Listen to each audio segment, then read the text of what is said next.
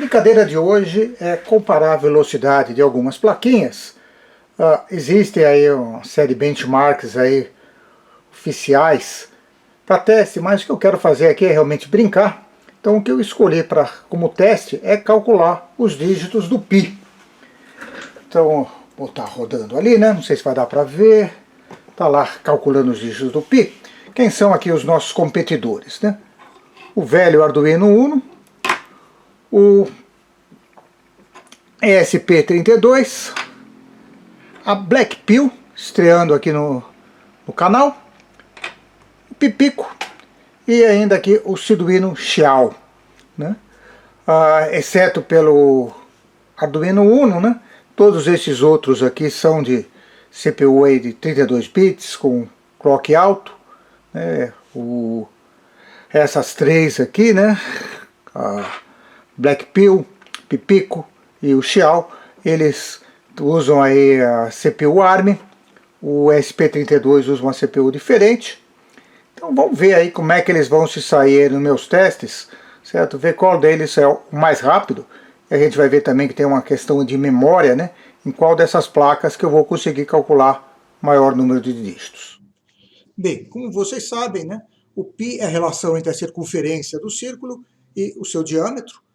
E o cálculo de π é algo que vem aí sendo feito desde a remota antiguidade, aí, né, 2000 anos antes de Cristo aqui. Tem aqui na Wikipedia, né, esse gráfico mostrando aí a evolução do número de dígitos conhecidos com o tempo. Né, cuidado aí que a escala aqui não é linear. Então a gente percebe aqui que tem, digamos assim, três regiões nesse gráfico, até 1400 aproximadamente. O cálculo aí de π era feito através aí de determinar matematicamente limites mínimos e máximos para o π. Em 1400 foi descoberta aí as séries infinitas para calcular o π, quer dizer, a série com quantidade infinita de termos que somados vão dar o valor do π, certo? E finalmente, aí, quando chegou em 1950, a gente começou a poder usar o computador para fazer isso, então aí o número de casas subiu bastante. Dois números interessantes aqui, então conhecer π com 100 dígitos até 1700, até 1850, era um grande feito.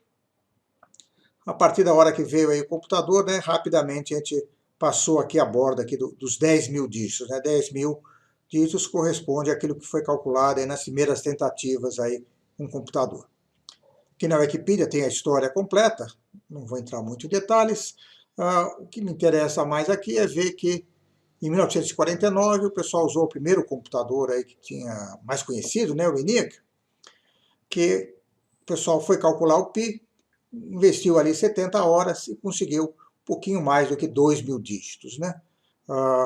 Foi alguns anos, quase 10 anos depois, né, em 58, o pessoal conseguiu aí 10.000 dígitos, rodando por um pouquinho menos de 2 horas aí. Ok? Então vamos ver aí como é que eu vou calcular o π nas minhas plaquinhas, né? O que eu vou usar é um algoritmo chamado Spigot. Spigot literalmente é torneira, porque ele vai, digamos assim, pingando os dígitos, né? Ele vai calculando os dígitos em sequência, e mais que isso, ele não usa diretamente os dígitos que ele calculou para calcular os seguintes, tá? Existe uma expressão aí bastante compacta e obfuscada, né, disso, foi feita pelo Dick Winter, certo? Vocês vão achar na internet diversas variações. Essa aqui é uma que está calculando 800 dígitos. Esse mesmo programa vocês vão achar com quantidade diferente de dígitos por aí. Esse código é propositalmente ilegível, né? Você pode expandir ele um pouco. Mesmo expandido, ainda é um pouco misterioso aí, né? O que ele está calculando e por que isso vai ser π. Eu não vou entrar aqui no detalhe, a rigor, acho que eu diria que eu nem conheço muito bem isso, mas no meu blog eu fiz um post onde eu estou dando lá o link para essas páginas e mais algumas outras aí, que contém a teoria por trás desse código, certo? O que interessa para a gente é que a gente consegue aí escrever em C, um programinha relativamente curto, não requer aí nenhuma coisa mais complicada do que soma, subtração, multiplicação e divisão, resto de inteiros, certo? Então é isso que eu vou adaptar aí para usar nas plaquinhas. Eu usei aqui a ideia do Arduino para todas as plaquinhas, certo? Para simplificar um pouco a minha vida. O meu programa básico é esse aqui, que é, que nem eu disse, né, uma versão aí um pouco mais legível lá da versão lá do DIC. Esse algoritmo ele tem um detalhe interessante, ou não, né? Que é, ele utiliza um vetor aqui de inteiros, que ele tem, o tamanho dele são 14 posições para cada 4 dígitos calculados, certo? Esse algoritmo ele gera aí o π 4 dígitos de cada vez. Então aqui esse vetor aqui começa a ficar grande à medida que eu aumento o número de dígitos, certo? Então aqui eu estou com 10 mil dígitos, 10 mil. Se a gente dividir isso aí por 4, certo? Vai dar 2.500.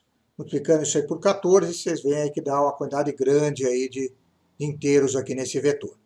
Então a memória da placa é uma coisa um pouco crítica, né?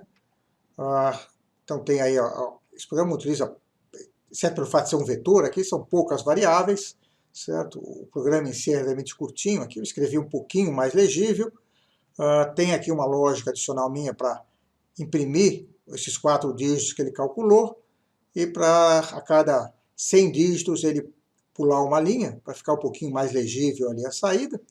E fora isso eu uso o milis do Arduino para calcular quanto tempo ele demorou, certo? Então esse aqui é o meu programa básico, é o programa que eu vou rodar com pequena alteração aí em quase todas as placas. A alteração que eu vou fazer, dependendo da placa, é mudar o número de dígitos, certo? E fora isso, no caso do Uno, eu tenho que fazer uma mexida um pouquinho maior. No caso do Uno, em primeiro lugar, eu reduzi bastante o número de dígitos, né, para 200. Fora isso, esse vetor aqui, ao invés de estar com inteiro, ele está com inteiro sem sinal de 16 bits. Daí que aumentar o número de dígitos, eu não consigo mais trabalhar com isso, mas com 200 dígitos eu consigo trabalhar. Dessa forma eu reduzo a memória, né? Porque um long aí seriam 4 bytes, né? Aqui eu estou usando só 2 bytes, estou reduzindo a metade aí o uso. Mesmo assim, colocando 200 dígitos e usando aqui, né, 2 bytes para cada elemento aqui nesse vetor, na hora que eu compilo, ele me avisa, pouca memória disponível. Problema de estabilidade pode ocorrer. Não aconteceu, tá? Porque o programa em si é bem simplinho, mas vocês vejam aí que eu acabei, para calcular 200 dígitos, eu gastei aqui um pouco mais que 1.600 bytes, certo? O nosso amigo Uno tem somente 2K, então foi aí 81% da memória. Então, só mostrando aí o programa funcionando, tá? No caso, eu estou ligado aqui com o Arduino Shell, certo? Então, eu tenho que bater aqui um Enter. Está aí calculando, percebam que é realmente rápido o cálculo aí, né? Está apresentando aí os vários dígitos aí do π. No caso aqui, né, lembrando que a gente tem aí 100 em cada linha, é isto, 100, 200, 300, 400, 500, 600, 700, 800, 900, 1.000, 1.100, 1.200, 1.300, 1.400, 1.500, 1.600, 1.700, 1.800, 1.900, 2.000 dígitos aí, na verdade ele calculou mais 4 aqui de lambuja, certo? O tempo total aí foi um pouquinho mais do que 6 segundos, 6 segundos e meio, vai, arredondando. Então, só mostrando aí o programa funcionando, tá? No caso, eu estou ligado aqui com o Arduino Shell, certo? Então, eu tenho que bater aqui um Enter. Está aí calculando, percebam que é realmente rápido o cálculo aí, né? Está apresentando aí os vários dígitos aí do π. No caso aqui, né, lembrando que a gente tem aí 100 em cada linha, é isto, 100, 200, 300, 400, 500, 600, 700, 800, 900, 1.000, 1.100, 1.200, 1.300, 1.400, 1.500, 1.600, 1.700, 1.800, 1.900, 2.000 dígitos aí, na verdade ele calculou mais 4 aqui de lambuja, certo? O tempo total aí foi um pouquinho mais do que 6 segundos, 6 segundos e meio, vai, arredondando. Então vamos olhar direto aí o resultado, né? Fiz aqui uma tabelinha, onde eu tenho aqui as várias placas, quantos dígitos eu estou querendo calcular, qual é a CPU usada por essa placa, qual é o clock, quanto de RAM ela tem e quanto tempo demorou, né? Então, começando aí no caso do Uno, o tempo é curto, mas eu calculei poucos dígitos, só 200, certo? Ele tem ali um Atmega 328, que é um processador de 8 bits, né? O clock dele é 16 MHz, aí são modestos 2K, né? Já com o nosso amigo Xiao, se eu quer um ARM M0 BIOS 48 MHz com 32K de RAM, se eu tentar calcular os mesmos 200 dígitos, ele vai demorar ali 70 milissegundos, certo? Então fica fácil eu calcular uma quantidade maior, vamos calcular 2000. Em 2000, o tempo ali foi 6 segundos e meio, foi o que a gente viu aí agora há pouco, né? A outra plaquinha aqui que eu testei foi o Pipico. O Pipico também é um ARM M0 Plus. O Pipico ele tem duas, né? Mas esse código é um código que não usa nenhum paralelismo. O algoritmo em si não é muito propício para isso, certo? Mas é um M0 Plus rodando ali a 125 MHz. Ele tem 246K de RAM. Então vocês vejam que os mesmos 2000 ele gasta um tempo muito menor ali do que o Xiao, certo? Gastou aí 0,6 segundos, né? Como ele tem mais memória, eu consigo aí subir para 5.000 ou até mesmo 10.000 dígitos, né? 5.000 ele demorou ali 3 segundos e meio, com 10.000 demorou 14,23 segundos. A Blackpill, ela usa um ARM bem mais poderoso que esses outros, né? Ele usa um ARM M4, porém esse poder dele não está exatamente na parte de cálculo de números inteiros, né? Tem ponto flutuante e outras coisas a mais. Mas aqui a gente está usando só número inteiro, né? Ele roda aí a 100 MHz, tem 128K de RAM. Então eu consegui rodar ele ali com 2.000 e com 5.000. Não deu para rodar com 10.000, quando eu mandei rodar com 10.000, a ideia do Arduino reclamou, o compilador, né, o link reclamou lá, dizendo que eu tinha estourado a memória disponível.